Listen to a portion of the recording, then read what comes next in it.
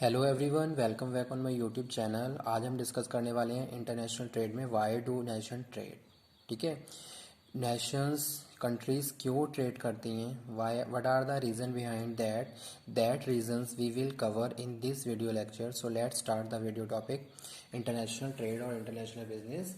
Y do nation trade. International business के हमने बहुत सारे लेक्चर्स कवर अप कर लिए हैं। ठीक है, उसमें मैंने बहुत सारे टॉपिक्स आपको कवर करे हैं। आज हम जो कवर करने वाले हैं, ये क्वेश्चन इनडायरेक्ट वे में एग्जाम में पूछा गया है। ठीक है, लास्ट ईयर के अगर आप क्वेश्चन पेपर देख लीजिए तो उसमें आप देखोगे why are the countries involving in the international business, इस तरीके से क्वेश्चन दिया हुआ है।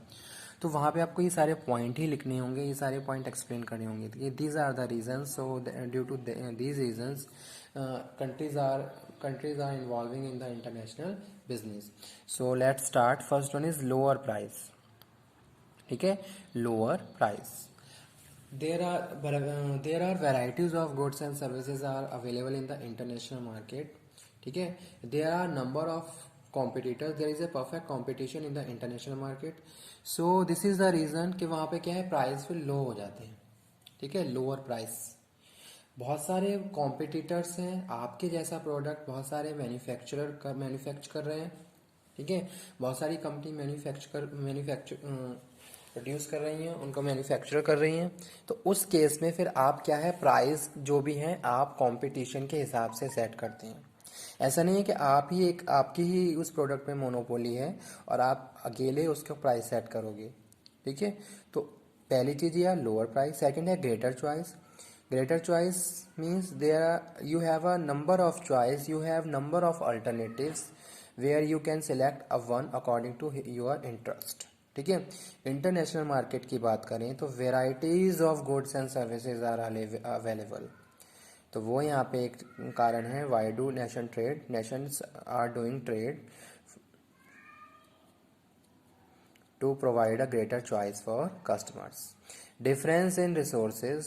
ठीक है, there is a huge difference in the resources of the country according to the country's resources they are producing goods and services. मेरे पास अगर मैं जिस भी कंट्री में रह रहा हूँ, मेरे पास जो भी रिसोर्सेज है मैं उनको प्रोड्यूस करूँगा, क्योंकि मैं यहाँ पे फैक्टर ऑफ प्रोडक्शन थ्योरी को मैं अप्लाई कर रहा हूँ और एक कंपैरेटिव एडवांटेज किसी भी एक उसमें गेन कर रहा हूँ। ठीक है, तो वो यहाँ पे हम बात करें डिफरेंसेस इन रिसोर्सेज। किसी कंट्री के पास कोई रिसोर्स अवेलेबल है, किसी कंट्री के पास कोई अदर रिसोर्स अवेलेबल है। According to the availability of resources as a cost factor वो उनको प्रोड्यूस करते हैं और दूसरे देशों को बेचते हैं।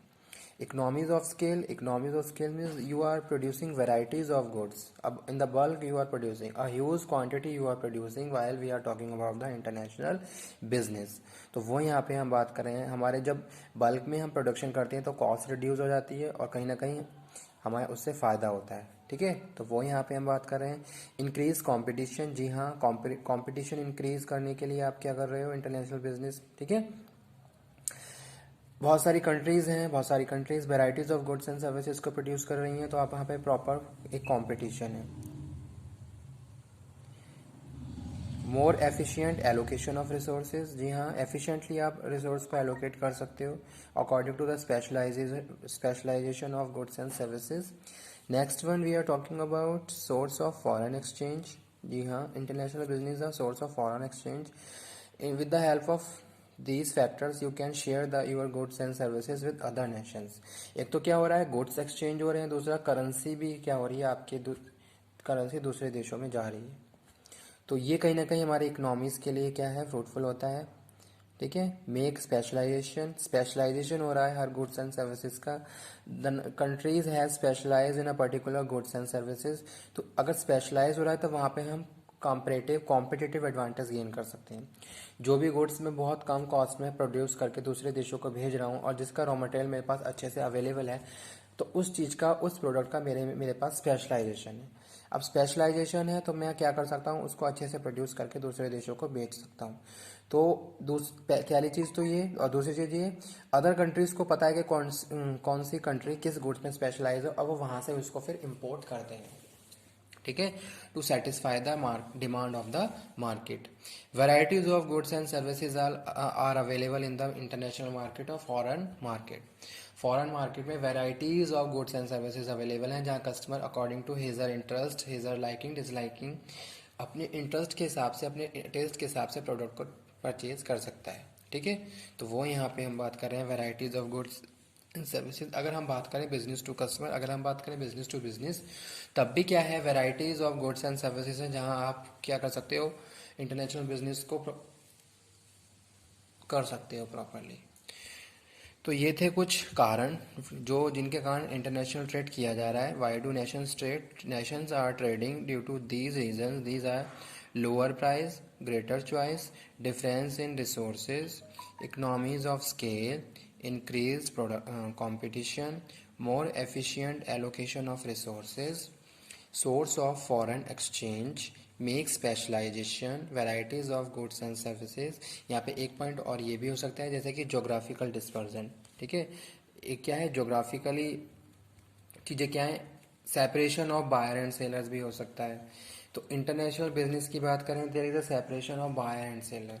ठीक है, बायर एक कंट्री से बिलोंग करता है, सेकंड दूसरा कंट्री से क्या करता है, सेलर बिलोंग करता है। तो वो क्या कर रहे हैं, एक तो सेपरेशन है, दूसरा अपने वो अपने शेयर, वैल्यूज, कल्चर, बिलीव्स, उन सारी चीज़ों को शेयर कर रहे हैं। अगर मेरा किसी दूसरी कंट्री के साथ बिजनेस चल रहा है, तो मैं उस कंट्री के जो भी नॉर्म्स हैं, कंडीशंस हैं, बिजनेस पॉलिसी हैं, उनके क्या वैल्यूज़ हैं, कितने एथिकली वो काम कर रहे हैं, उन सारी चीज़ों से अवेयर हूँ। क्या उस कंट्री का बिजनेस कल्चर है, क्या उसका कल्चर है, क्या उसकी वैल्यूज़ हैं। ठीक है, तो ये सारी चीज़ें हम क्या कर रहे हैं, शेयर कर रहे हैं आपस में।